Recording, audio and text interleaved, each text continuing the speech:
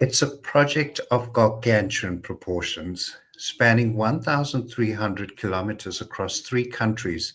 The Lobito Corridor railway project is set,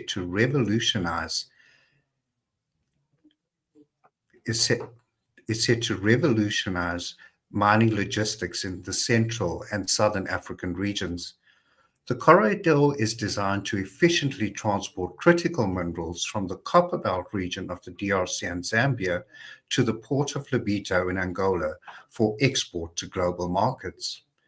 So, how do we ensure that the Lobito Corridor project remains on track and benefits those living in the region? How does it benefit Angola? And what does this project mean for the global supply of critical minerals? Hello, and welcome to this webinar on the Lobito Corridor, a game changer for the African mining sector.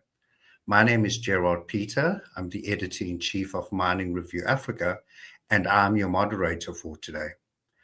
This webinar is brought to you in collaboration with the Angolan International Mining Conference, which takes place in October. More details on the conference will be shared at the end of this webinar. Today, we will discuss the development of the Lobito Corridor, the benefit it brings to the region, and also address some of the challenges and concerns that could potentially derail the project.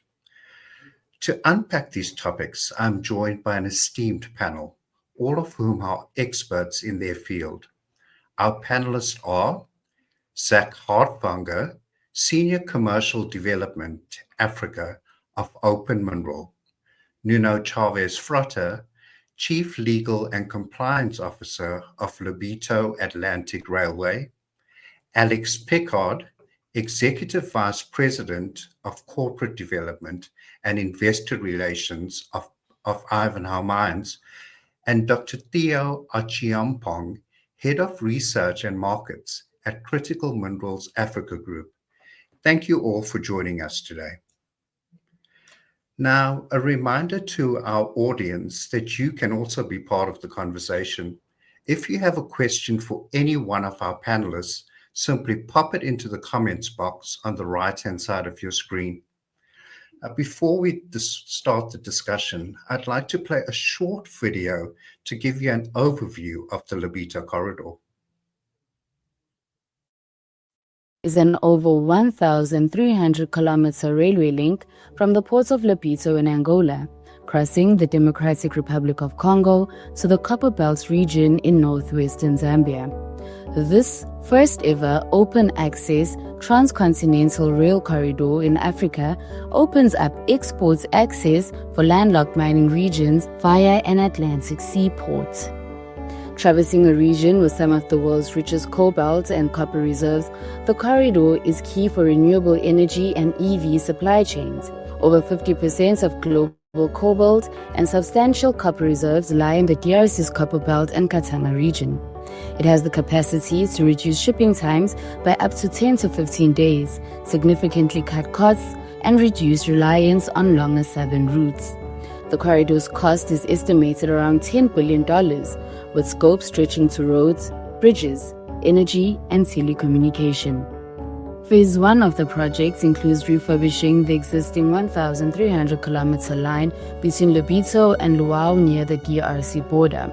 Phase 2 adds roughly 800 kilometers of new tracks eastward from Angola into Zambia's Copperbelt.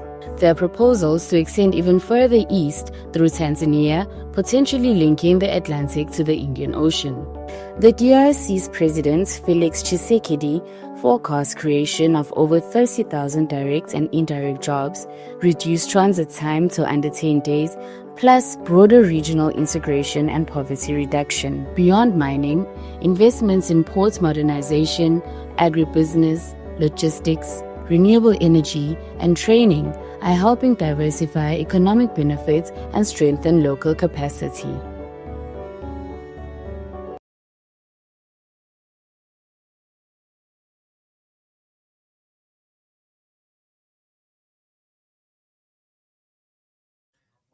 There's always one person that's on mute, and this time it was me. So before we can start off our discussion right now, and I want to start with you, Zach.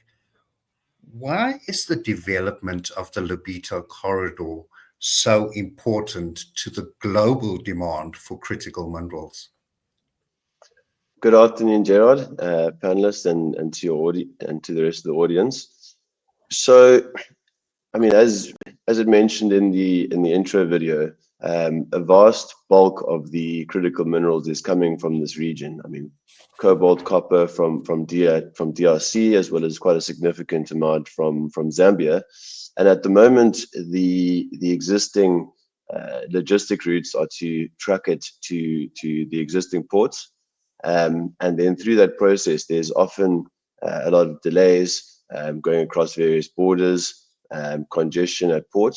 So with the development of this Lobito corridor, it's really going to open up a new channel, also with on a rail, so to avoid trucking delays going through various regions and ultimately ensure a steadier supply of critical minerals to the rest of the globe. Okay. Alex, I'd like to bring you into the conversation here. Talk about the importance of this project to the region's mining sector. Yeah, thank you, Gerard, for the question, and thank you for having us for this this discussion today. So, look, I think Zach touched on it very well. For the mining sector, this project has huge importance. At Ivanhoe Mines, just to kind of provide a bit of context, we are one of the largest exporters from the DRC. We have two projects: the Kamoa-Kakula copper mine, which produces over 500,000 tons of copper at steady state, which translates to over 1 million tons of copper concentrate. And then also the Kipushi mine, which is the largest zinc mine in Africa by far, which will soon be producing about 300,000 tons of zinc, which again is over 600,000 tons of concentrate. And by far the most costly part of the entire business of operating and mining in the DRC and elsewhere in the Central African Copper Belt is the business of logistics. So at Kamoa-Kakula, roughly 1/3 of our overall operating cost is logistics. At Kipushi, that's actually even higher because zinc is a slightly less valuable product than copper. It's half of our operating cost is simply logistics. And that's really when you take into consideration the scale of what's involved, which is moving copper concentrates, which are a bulk material, in tens of tons. And currently the options are that you go to Durban, which is 3,000 kilometers by road, or you go to Dar es Salaam, which is 2,500 kilometers by road. So the opportunity that the Lobito corridor brings is to halve that distance, but not only halving that distance, moving material by rail is inherently incredibly efficient when compared with moving material by truck, and all of the issues that Zach mentioned in terms of delays and the unpredictability of moving material by truck versus by rail. And then finally, the last point I would just add is, clearly, from a carbon intensity point of view, at Ivanhoe Mines, we like to think that we mine the materials that the modern world needs for electrification, for the shift away from fossil fuels, and we mine them in the right way. But it feels slightly contradictory that we take those materials from the DRC and we put them on a truck, and we send that truck for 2,500 kilometers, and it's actually the biggest single source of emissions in the overall value chain of what we do at Ivanhoe Mines. So the rail is also a fantastic opportunity to reduce the emissions footprint of the mining sector in the DRC and surrounding countries.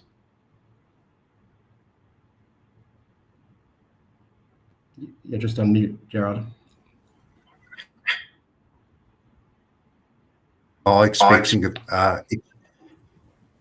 We are facing a few technical issues, so we are working to fix that. Nuna, if I can bring you in here, please. Give us an overview of the Lobito Atlantic Railway. When was it formed, and what role does it play in the actual project? Thanks, Gerard, and hi to everyone who joined. So, Lobito Atlantic Railway is an operational company.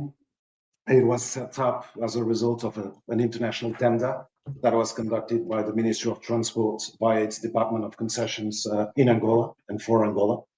And it aimed at monetizing and turning the CFB, the Benguela Railway, into one of the best, most efficient and operational link route that would make it possible for the shortest transport of critical minerals from both DRC, but also Zambia, and also in Angola, all the way to the mining port of Lobito in Bengal, in the Bengali province.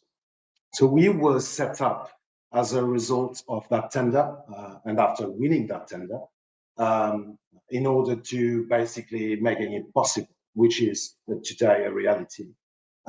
Note, and for context purposes, that we are in operations since January 2024. We had since November 2022, from the incorporation of Lobito Atlantic Railway in Angola, time to put our things together, so to speak. And we are now conducting business with the aim to not only increase our capacity, which takes time, and we can dive into that later in this conversation. But at this point, we are fully operational with the means and the equipment and the people that we have retained to assist us from an operational standpoint. Okay. Can you all still hear me? Can you all still hear me? Yeah. I think there's a bit of a technical issue on my side. Theo, let's step away from mining for a minute. What are some of the socio-economic benefits that the Lobito Corridor will bring to the region? Yeah, thank you very much, Peter, and it's good to see you and everyone else on the call. I think, yeah, beside mining, there are huge opportunities that the corridor does offer to the countries and the people that are therein. So, I mean, the first point which the other panelists have made really is around cheaper and faster market access, that you're able to cut down on cost, you're able to cut down on time, and then in a sense, you can also then improve on your export competitiveness for these mineral products that are being channeled through the railway line. But beyond that, there are tremendous opportunities in terms of jobs and skills that would be coming along the corridor. So if you look at both direct and indirect jobs, at least during the construction phase, you would need people that would be working, artisans, you would need engineers, you would need local people to be providing food and other related services.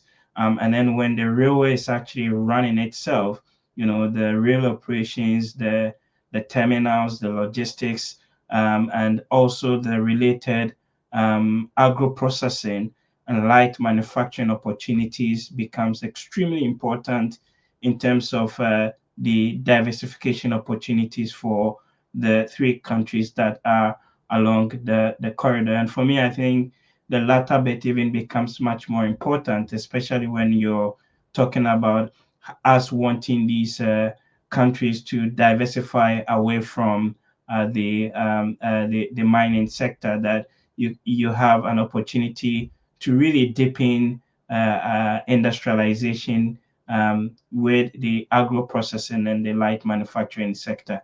I also think related to that really is the issue of creating other industrial hubs or clusters through the provision of the corridor.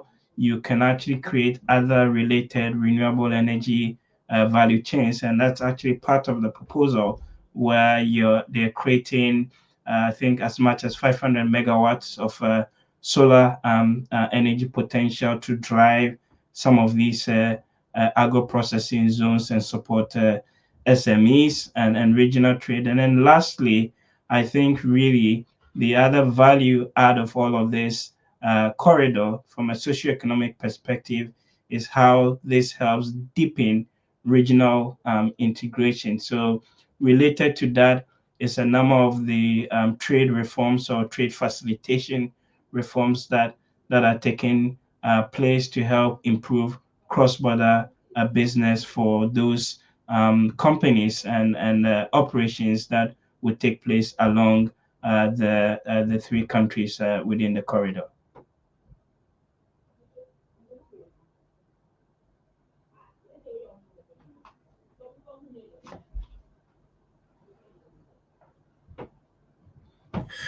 Thanks for that, dear. I'm really struggling today. Apologies to both the panelists and to the audience as well. I want to touch on what Alex said, and Zach, I'd like to bring you in on this. Let's look at the more traditional routes like Dar es Salaam and Durban. What does the establishment of the Lobito Corridor mean for these two important ports in Africa? Yeah, so I think the bulk of the commodities are shipped out of those two ports. There are a couple others, but the majority of the material flows out of there, and as well as the equipment coming in to service the mining industry and many other projects across the continent. So the incorporation of the Lobito corridor on the export channels would reduce the congestion at the port, which I think is vital. We've had some instances of demurrage through open mineral where it ends up being quite a significant cost factor, as Alex said, to the overall sustaining costs of moving material. With that said, I think that on the advantage side, it would ensure that the existing ports improve their operations, so that they can compete overall with the kind of reduced transit time to get it to the port. They would have to increase their efficiencies and thereby reduce their cost basis, and hopefully that could be reflected on the end sellable value of this material to the rest of the world. Okay. Nuno, can you tell me how is the Lobito Atlantic Railway concession being funded? Well, so to this date, Gerard, the funding is self-funding scheme. So the shareholders, the main shareholders, Martin Gilles, which is a large civil works / construction company, as well as Trafigura, who is a major miner, major commodity trader, have been self-funding this project. We are currently in discussions. We have been for a long time, and we hope to close this year with the likes of the Development Finance Corporation and so on. We expect to close, as I said, this year, which basically will allow us to focus on infrastructure investment across the line. At this point, it's fully self-funded. Okay. Are you expecting any investment from the governments for the Lobito project? We are not expecting investments from any government. So Lobito Atlantic Railway is a commercial company, fully owned by its shareholders. And so the finance we are seeking and we are discussing, and we hope to close by before the end of this year, aims strictly at infrastructure enhancing for the rail, without the involvement from any states, any surrounding regional states. Okay, thank you for that. Alex, I want to come back to you. Now, last year, Ivanhoe Mines signed a 5-year township agreement to use the Lobito corridor to transport copper. Can you give us an update on how this is progressing? Yeah, so it was actually our subsidiary Kamoa Copper that signed the agreement with Lobito. But really, the agreement is a reserved capacity agreement framed around a volume of 120 to 240,000 tons of material. That could be copper in concentrate, that could be copper anodes, that we intend to send via the Lobito Corridor for a period of 5 years. So far it's been going very well. Obviously the corridor is in ramp up, and I think Kamoa has been contributing roughly 50% of the overall volumes. So this year we expect it to be somewhere around 50,000 tons. And as far as I understand, and Nuno will have the facts to hand, there is an intention to ramp the corridor up very soon to over 500,000 tons of capacity and ultimately over 1 million tons of capacity by the turn of the decade. And we intend to be one of the major customers for that effort. And I think we play an important role, going back to the questioning of financing, by sort of underpinning the work that Nuno and Lobito are doing, by being a reliable customer for that corridor. Great stuff. Thank you. Nuno, coming back to you. Now, the concession traverses many countries. How do you ensure that you're compliant with all rail legislation in these countries? Well, that's a really important question, and for me, sitting as Chief Legal and Compliance Officer, this has been, since I joined, one of the main challenges. So Lobito Atlantic Railway is only active per se in the Angolan territory. Okay, and the reason for that is because the company is a company that has a concession in Angola. So there's no cross-border legal structure per se, so that law is active outside the borders. What we have is technical arrangements and agreements, and I would focus on the RC because, as I had mentioned in different forums, we are not active in relation to Zambia. We do not have a concession. So Lobito Atlantic Railway was built on the basis of two concessions, just out of clarity. One related to the mining port of Lobito, the other one related to the rail. There are two separate concessions and therefore contractual arrangements with different parties involved. So refocusing on the rail aspect and the compliance. Since I joined in February 2024, we had time to put together a really thorough compliance program in Angola that was designed to take on board not only the regulations that are applicable in Angola to the sector, but anything that we understood from an international experience that was brought in not only by Motengil, but also from Trafigura as a commodities specialist in the global markets. And we modeled our regulations internally, our policies, compliance, and both compliance and safety on the basis of the experience gathered. By doing that, we were able to apply the best practices to our environment. And the way we look at every one of our shipments that crosses the border is to make sure that our counterparties on the other side look at it in the same way, and there's a full alignment in terms of compliance. We do bear an obligation, but we are not present. For instance, in Congo, law does not exist. We have a different setup, which we can discuss preliminary in this webinar. But so, in a nutshell, we have now a full set of policies internally for law that are fully implemented. I am currently preparing my travel and my team's travel to go to Mushiko, which is quite far away from Benguela, for another 150, roughly 150 of our operational people's training that is conducted by me and my team, also on policies, safety, and governance and compliance in general.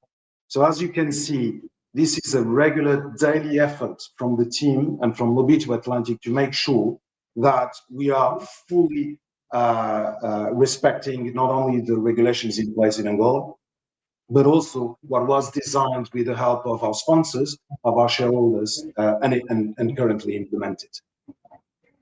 Okay. Now, Nuno, a question has come in from our audience, and I'd like to ask you this.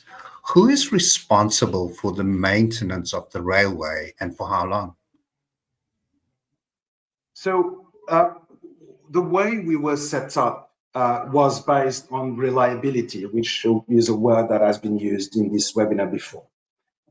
Safety and reliability is what we count on in such an environment with such assets. The maintenance entity is actually Mota-Engil. The reason for that is not only because they are one of our shareholders and therefore interested parties, or interested party, but also because they have a proven record that is undeniable, which makes this consortium as reputable as it can be at the eyes of our clients, such as one present here today. And therefore, I think that when you look at Mota-Engil, there is no questions about how the maintenance is conducted, which is, as I said, fundamental for us to work properly in a very difficult environment and challenging environment from a rail perspective. Okay. Theo, if I can turn my attention to you now, talk to me about how will the Lobito Corridor project help to attract foreign investment into the African mining sector? Yes, I think definitely would be a big catalyst, and already we're seeing that in relation to some of the points that both Nino and Alex have made, where you already have some anchor customers to really make the economics of the whole railway line, work. And then on top of that, we already also have seen additional commitment from various multinational and bilateral entities, so like the US DFC, and then the African Development Bank, and then the EU and others, all pitching in a little bit of money to support various aspects of the corridor, including some of the technical studies that are needed to prove certain viability chains. But I also think beyond that, in terms of attracting investment, this corridor opens up the opportunity for further value addition beyond just the export of the raw, the bulk minerals. So particularly things to do with the refining, and then also making some of the precursor cells, right, for global market, as well as for use in within the continent, becomes really, really important. And that, of course, the economics of that has to be proven in terms of what this could do. But I definitely think that having this new corridor and with the level of commitment behind it in terms of financing, and then also the private sector players, within that, really opens up a huge opportunity to think beyond just the extraction, or what some will call the mine to sort of port model, to think about further value addition within the mining chain, and then outward of that, some of the opportunities in renewable energy, as well as agriculture, to help diversification. Okay. Zach, let's talk about geopolitical conditions. What impact will the Lobito Corridor have on China's involvement in infrastructure development in Africa? So great question.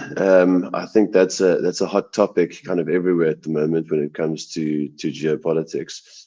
So obviously the situation of Lobito and it connecting that Central Africa region to the Atlantic, we expect that it's going to service mostly the Western world. However, I would imagine that there are quite a few Chinese owned and operated mines in the region. And when they are kind of backed backlogs or congestion at port, we do expect some Chinese material flows to go through the corridor. But having said that, with the Lobito corridor coming online, we would expect that the Chinese would increase their investment into existing corridors, existing trade routes, trying to get them to be more efficient, fix the roads, perhaps even investment into some of the ports to increase their load capacities, etc. And ultimately, provide better financing terms for companies that are operating in those regions. Okay, great stuff. Now, just a reminder to our audience that if you have any questions, please pop them into the comment box and we will get one of our panelists to answer them for you. Now, we've spoken a lot about, the opportunities and the benefits that this immense project will bring to the region. But let's talk about some of the challenges of developing this important logistics project. And I want to start with you, Nuno. You've been tasked with the rehabilitation and improvement of existing infrastructure and rolling stock. What are some of the challenges in this regard, and how have you overcome them? Indeed, this is a project full of surprises. And we at Lobito Atlantic, when we incorporated this company and when I joined, it was clear that such a young company, even if the sponsors, the shareholders are big players in the market, in the African market, the truth is that we had to crystallize an identity because we are effectively an operational company.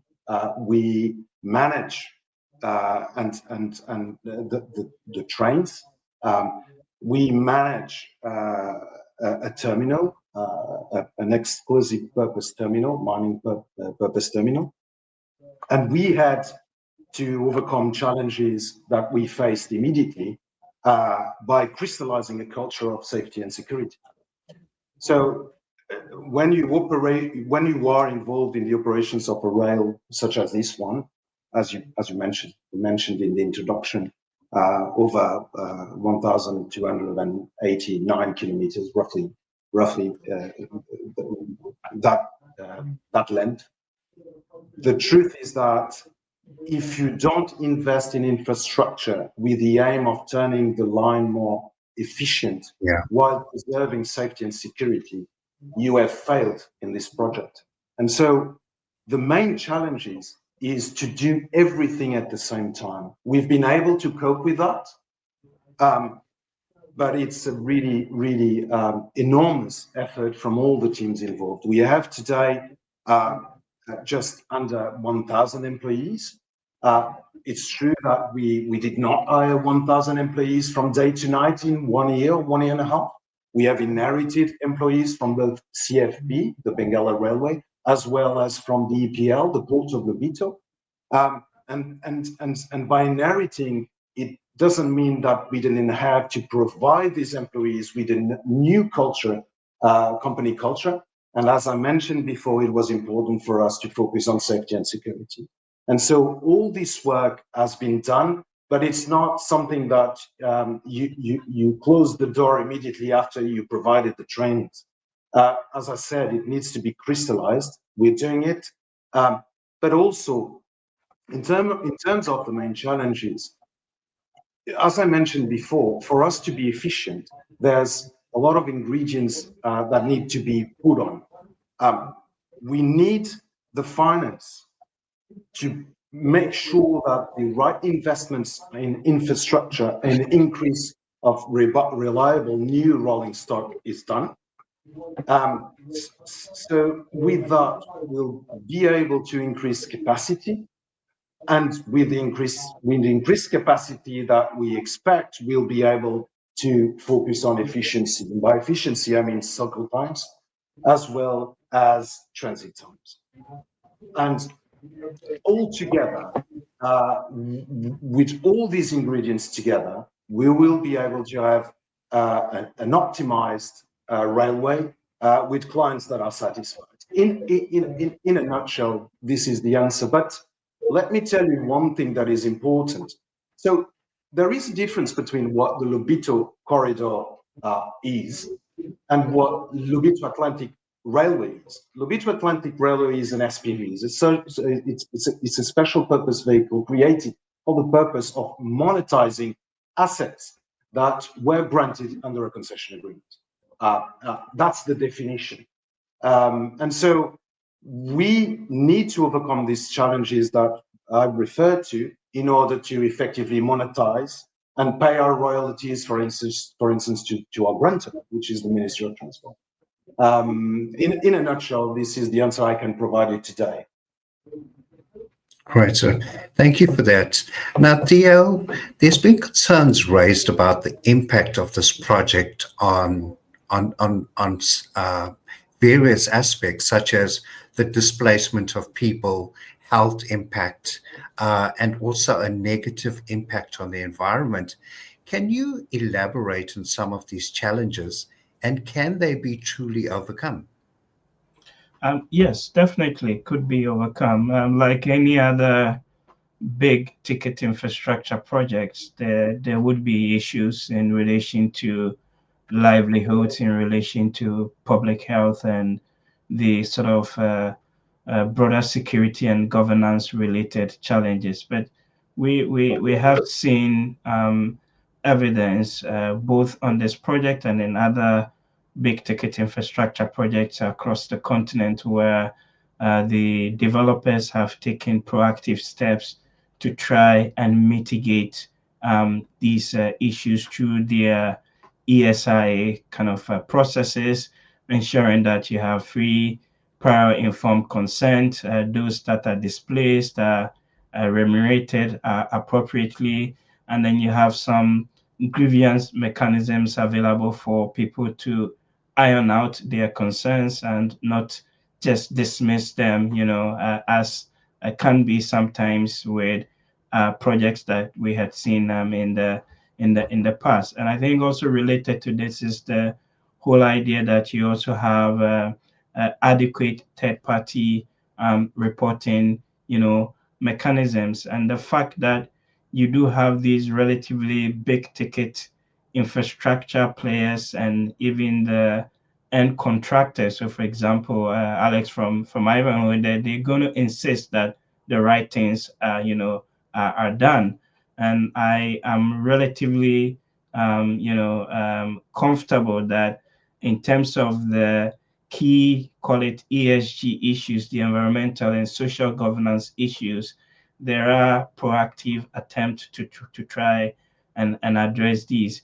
That is not to say that there would not be issues. For sure, there would be, but there are mechanisms around to try and address them and ensure that this really, at the end of the day, the corridor creates viable opportunities, not just for the businesses, but for the communities, for the households in there to actually have a job, to transform those economies and help the countries, at large. So I really think that yes, yeah, those concerns legitimate, but there are mechanisms within the current processes and systems to try and address them.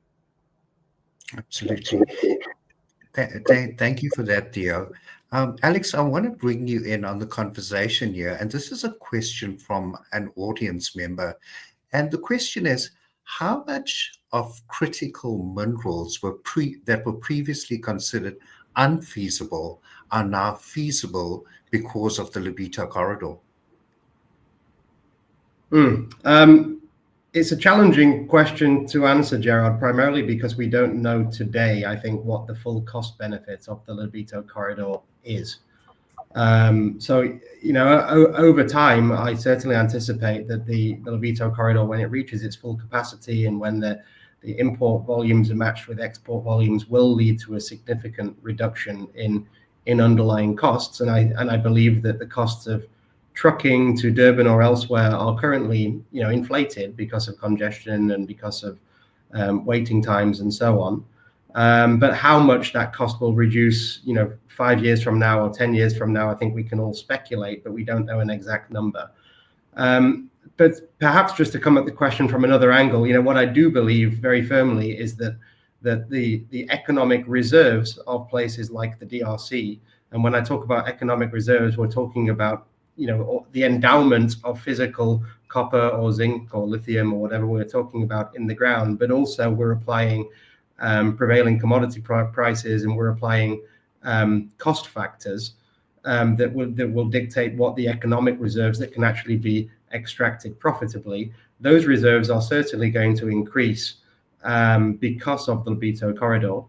And there are certainly projects today where you might have a project in the Katanga province that has a grade of let's say 0.4% copper, and that is not economically extractable today in the DRC because of this logistics issue. It might be extractable in elsewhere in the world because you can do it on a much greater scale with greater cost efficiencies.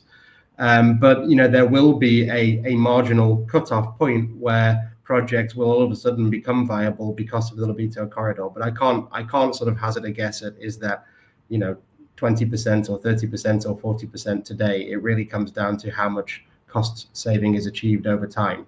And I also think that the cost savings achieved at Lobito, and I think this point was sort of made earlier, will lead to an improvement in efficiencies at the other options as well, whether that's Durban, Dar es Salaam, further investments in rail and infrastructure regionally. So in a rising tide, all the boats will be lifted. Great. Thank you for answering that, Alex, to the best of your ability. Zach, another audience question that's come in. Now, we've spoken about China's involvement in Africa, but talk to me about the involvement of the US and the EU in the Lobito Corridor project, and why is this so important for these two entities?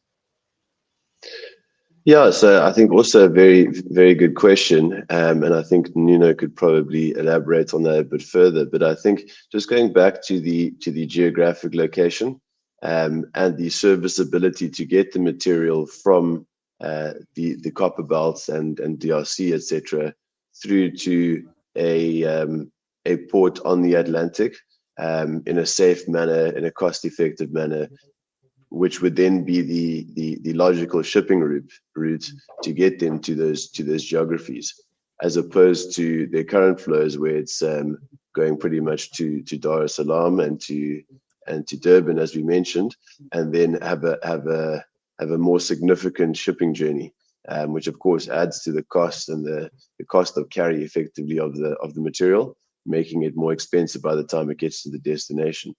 So there is really an incentive for the Western world to bring this project to fruition, ensure a steady flow of affordable critical minerals to those geographies. Okay, understood. Nuno, another question that's coming from our audience, and they would like to know, what are some of the notable successes that have been achieved thus far regarding the transportation of minerals by Lobito Atlantic Railway? Well, I think we are clearly increasing capacity. We've ordered and paid for rolling stock that came from abroad. We are now aiming at 1 train a day. We hope within the next 5 years to reach such efficiency and capacity that we'll be able to do 6 trains a day. As you know, and as it was mentioned before, this is a really long route. Our success and what we've achieved today is a result of 1.5 years of work, which is really minimal in terms of the length and the period. I think if we do a webinar next year, I am pretty sure that we will come up with new numbers. This is why, as some of us know, we had also a governance reshuffle very recently. and we are now in full motion with what we call LAR 2.0. We started with LAR 1.0 with an initial setup in terms of governance. We are today acting under the same board of directors, but with an executive management team and executive committee, with a new CEO. We are respecting our agreements with our suppliers in terms of rolling stock, so that we can achieve the results we want in terms of capacity, as I mentioned, and this is also a milestone. We have received in the last 2 months 3 vessels, one of them with our sulfur cargo that has been now transported to DRC, to the mines. And so we are one step at a time by doing the right things, respecting not only the communities that were referred, but also the safety that we need to input to our line, overcoming our challenges, and by doing that, we are achieving success.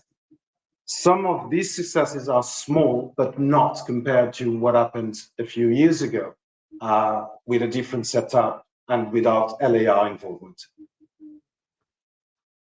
Right, sir. Thank you very much for that, Nuno. Zach, I want to come back to you. And in your view, how do we ensure that this project is developed without delays caused by governments, political uncertainty? I mean, look, in 2027, there's the Zambian elections, so that might play a role. There's also corruption legislation. So how do we get it all right to ensure that this project can develop on time and benefit the region? So I think these kind of delays and risks are inherent across Africa. So it's really a case of how they can be mitigated. I think Nuno and the team, and their kind of active involvement as independent governance will play a very important role in that.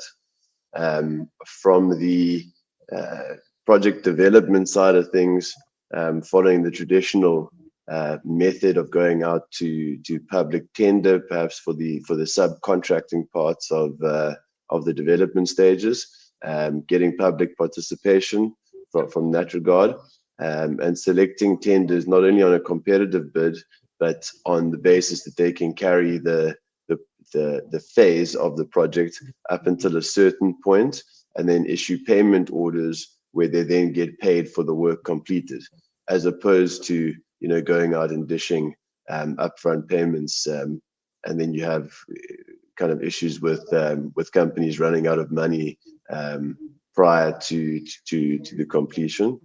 And I also think a topic that was mentioned earlier, the cross-border framework, and ensuring the different regions throughout the corridor being aligned on outcomes, and just making sure that those are achieved all together. Great, so thank you for that.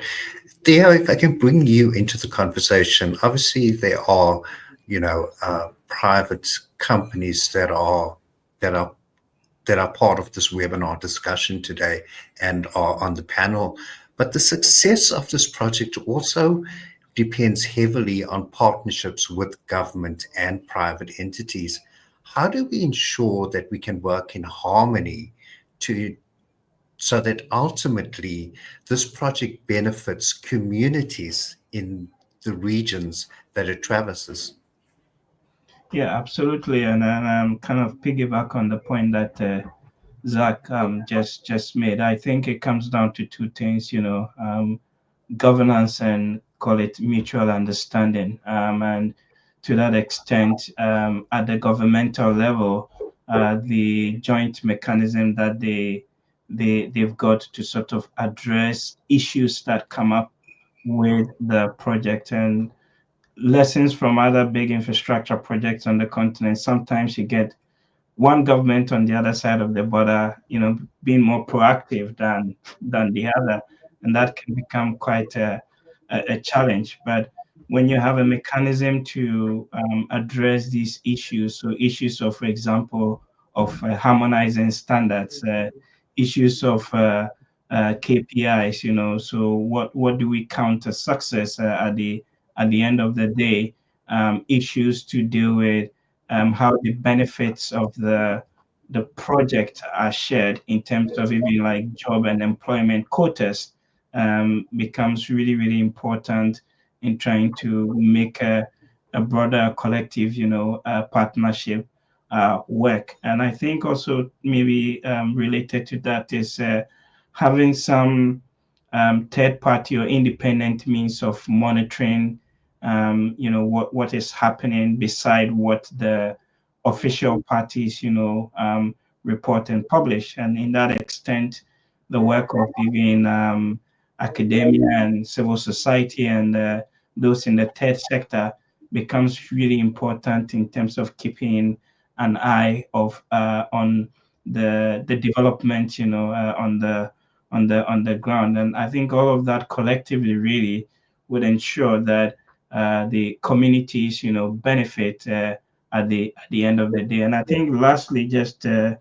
little point to what Alex also mentioned earlier. If you look at the western side of the DRC, there are huge copper resources, not reserves, that are yet to be fully untapped. And so really the opportunity in terms of what this corridor presents for additional exploration and additional value addition in the western half of the DRC is quite significant. Yeah. Okay. Nuno, there's another question that's come in for LAR from our audience. And the question says that while there are significant agribusiness opportunities, is LAR looking at transporting goods beyond minerals? If not, is the national carrier in Angola taking this up? Well, Jared, that's a very good question, and the reason why I'm saying that is because I received a signed copy of a contract this morning that relates to transport of agri products. So, as I think that answers the question. But needless to say that we are focused on being able to assist major miners because that was the purpose when we incorporated. But as we increase capacity, we will be able to cope with demand. It has to do with demand. And we cannot forget that once you sign MOUs or contracts, and I sit in that position as chief legal, with my involvement in contracts and commercial activities, we need to respect our commitments. Either they are related to reserve capacity or engagements, commercial engagements with obligations of transport from us. And so, although, as I said, I just received a contract, an executed version of a contract to transport agri products, and this comes from a company that is largely known because it's the only company that is large enough in Benguela that is also financed by international financiers, and therefore we would probably all know who I'm talking about. I won't mention the company, but they are large enough to be able to produce enough for us to having capacity transport all their goods across not only Angola but eventually abroad as well. And let me just add this point because I think it's relevant also from an ESG perspective and what the purpose is effectively here. Although we were set up, as I said, to transport our commodities, the truth is that we aim at being a company recognized for its transformational purpose. We need to do that because the country, Angola, needs that to happen, but it goes even an extra mile. It is in line with the principles that were designed by the African Trade Agreement, as well as what is the willingness of the African Union in relation to regional development.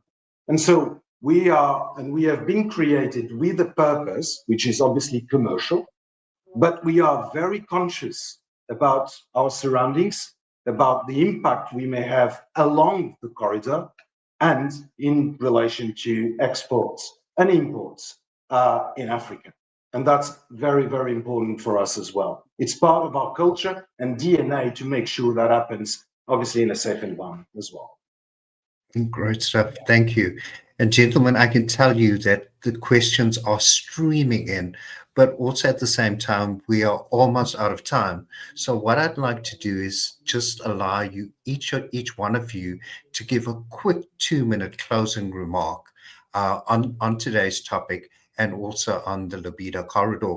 And let's start with you, Alex. Thanks, Gerard. The pressure's on. So look, I think when you look at the DRC and what's been achieved in the Copper Belt, and I like to think that Ivanhoe Mines has been a big part of this from an exploration and development point of view. You know, the amount of copper being produced and exported has more than doubled in the space of 5 short years. And we believe that the endowment potential is certainly there to more than double that copper production again.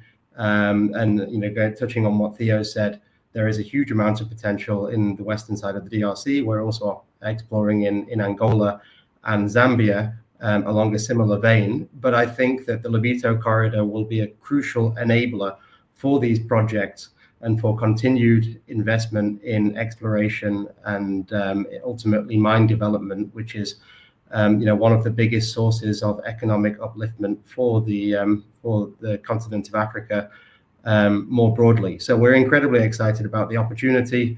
You know, I think it's been a long time in the making, and I really congratulate the Lobito Consortium on what they've managed to achieve in 1.5 short years, and there's definitely hard yards ahead. But we're very much looking forward to it as a partner. Thank you for that. Zach, your closing remarks? Yeah, thank you guys, and thank you to the rest of the panelists. It's been very interesting to hear your sentiments. From us at Open Mineral, I mean, obviously physical traders, we see it as a very exciting opportunity to increase trade flows, as well as have a greater impact for the region. And ultimately to deliver material to customers in various parts of the geography, whether it be the raw materials or the beneficiated products, to the rest of the world in a fast, timely, and cost-effective manner. Great stuff. Thank you for that. Theo, your closing remarks, please. Yes, thank you, Gerard, and likewise, I think it's been a great conversation, and also for us at the Critical Minerals Africa Group, which is an industry body advocating for more projects and more value chain related opportunities on the continent. We really see the corridor as a potential game changer in terms of improving market access and cost, but creating jobs and skills, and further being an anchor to deepen industrialization and diversification within the countries that traverse the corridor. Some further work would, of course, have to be done in terms of addressing some of those community-related concerns and some of the broader ESG issues, but those definitely can be addressed or mitigated and create a value for all the respective, stakeholders. Yeah. Thank you very much for that, Theo. And finally, coming to you, Nuno, for your closing remarks, please. Well, I think must have already been said by both Alex, Zach, and Theo, and yourself. I also thank you, VUCA, and yourself, Gerald, for this webinar. It was indeed very interesting. Good to meet and discuss with clients, but also with people of interest and people with knowledge. I hope that the people who have attended this webinar understand that there is a strong commitment from LAR to make all this work. And with that, needless to say that it would have not been possible to get to this point if we didn't have the support from Angola and Angolan state and the Ministry of Transport, as well as our regulator, the ANTT. We work hand in hand on a regular basis, day to day, with these institutions and these people who respect and put an emphasis on this project. We are not isolated. We know Angola, but we want this project to be replicated so that everyone involved, both communities as well as stakeholders and shareholders, benefit from this project. We are very serious and committed, and the numbers will show what I'm saying without further comments. And so thank you very much, and I hope to see all of you in the conference end of October. Great stuff. Thank you for that, Nuno. And just a reminder that today's webinar was brought to you in collaboration with the Angolan the Angolan International Mining Conference, taking place in Luanda from the 22nd to the 23rd of October. The event is the premier platform for stakeholders involved in Angola's mining sector. This includes government officials, mining companies, investors, technology providers, and industry experts. The conference will focus on the country's evolving mining landscape, sector reforms, infrastructure development, and sustainable practices. All of this highlights Angola's strategic positioning in the global mining sector. For more information, you can visit angolaimc.com. I'll repeat that. It is angolaimc.com. Just thank you once again to our panelist, Dr. Theo Achiompong of the Critical Minerals Africa Group, Zach Hartvanger of Open Mineral, Nuno Chavez Frota of Lobito Atlantic Railway, and Alex Pickard of Ivanhoe Mines for their contribution to today's discussion. A special thank you to you, the audience, for joining us today. And remember, if you missed any part of this webinar, you can watch on demand at miningreview.com. Until next time, goodbye.